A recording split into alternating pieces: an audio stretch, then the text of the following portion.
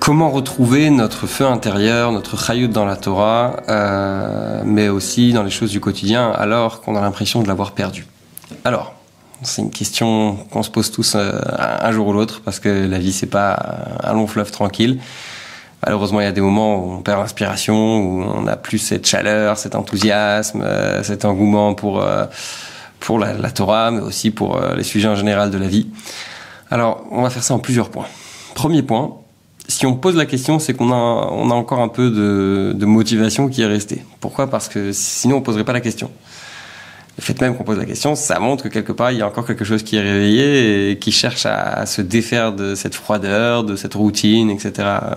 Et donc, il faut utiliser ce qu'on a pour développer. Pour développer cette idée, je vais utiliser une histoire. Vous avez peut-être déjà entendu parler de l'histoire de cette femme qui est partie voir le prophète Élisha et qui lui a dit qu'elle avait à la maison que des ustensiles vides, qu'elle n'avait plus rien à manger. Et elle disait que son mari était décédé et que depuis c'était très difficile. Alors le prophète Élisha lui demande d'amener donc tous les ustensiles vides qu'elle a à la maison, toutes les casseroles, toutes les bouteilles, etc.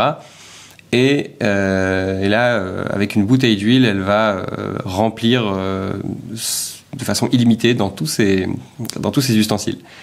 Et en fait, cette histoire, ce qui est intéressant, c'est qu'elle c'est une parabole sur ce qui se passe dans notre vie. Quand cette femme dit Ishi met, c'est le rabbi qui l'explique dans un de ses discours. Il dit, quand elle dit Ishi met, ça veut dire mon feu. Esh en hébreu, ça veut dire le feu. Mon feu est mort. C'est-à-dire, j'ai plus cette passion, j'ai plus cet engouement, j'ai plus cet enthousiasme, cette chaleur, etc. Et la solution que donne le prophète, c'est de prendre l'huile qui lui reste.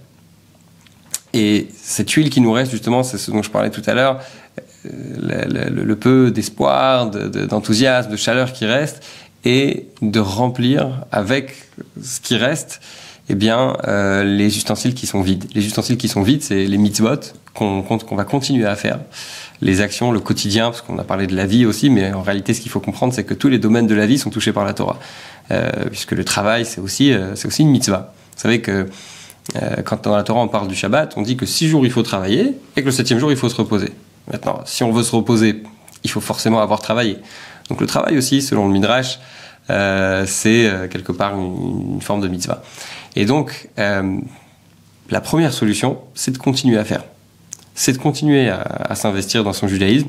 Et puis, finalement, ce peu de motivation va finir par se développer, par se transformer et par nous ajouter dans cette chaleur. Donc, première solution, continuer à faire. Vous savez ce qu'on dit quand on fait semblant de boiter, enfin, c'est pas ce qu'on dit, c'est le Talmud qui le dit, quand on fait semblant de boiter, on ne meurt pas sans boiter véritablement. Et alors, vous vous doutez bien, parce que là vous vous dites oui, mais moi je boite pas, je fais pas semblant de boiter.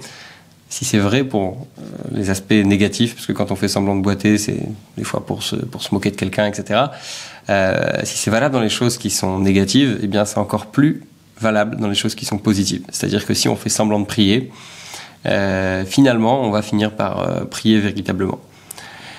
Donc ça c'est le premier point, de continuer à le faire, malgré le fait que ça nous semble bizarre, de quand même continuer à le faire. Deuxième chose, parce que faut bien comprendre que la première solution que je donne, c'est une solution quelque part de dernière minute.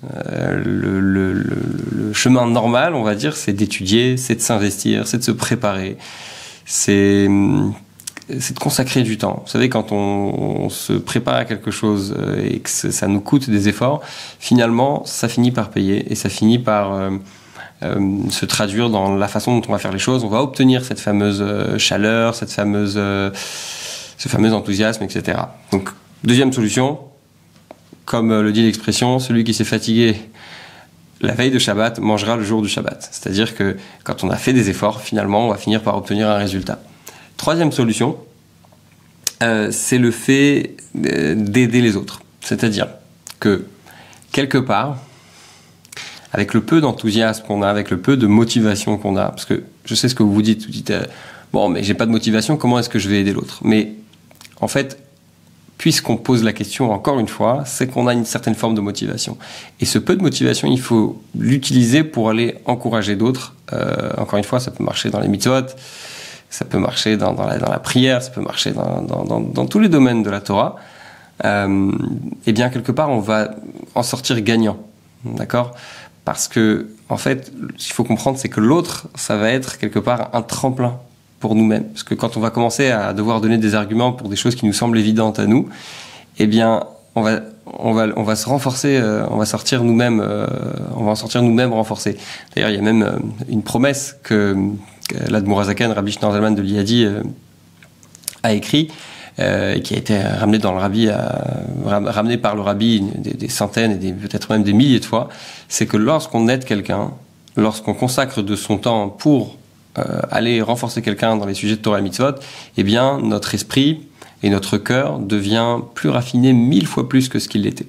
Donc, en bref, il y a 3 solutions. Première solution, c'est de continuer malgré le fait qu'on ne voit pas l'intérieur. L'intérieur va finir par venir.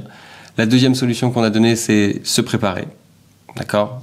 Ramener la fameuse phrase « Mishetarach berev Shabbat yochal be Shabbat », celui qui s'est fatigué la veille de Shabbat, il va finir par manger le jour du Shabbat.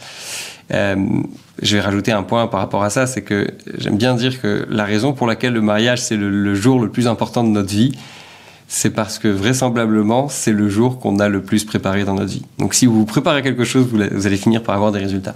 Et enfin le troisième point, c'est d'aller aider les autres. Et quand on va aider les autres, on va convaincre quelqu'un, on va essayer de rapprocher quelqu'un de Torah et Mitzvot, et bien finalement celui qui en sort le plus gagnant, même s'il ne faut pas le faire juste pour nous, il faut le faire vraiment pour l'autre, mais finalement on va en sortir gagnant. Juste pour finir, c'est une nouvelle série de vidéos, c'est déjà la deuxième que je fais sur ce format-là. Donc vous avez dans la description de cette vidéo un endroit où vous pourrez cliquer pour poser votre question, et je vous dis à très bientôt pour la prochaine question.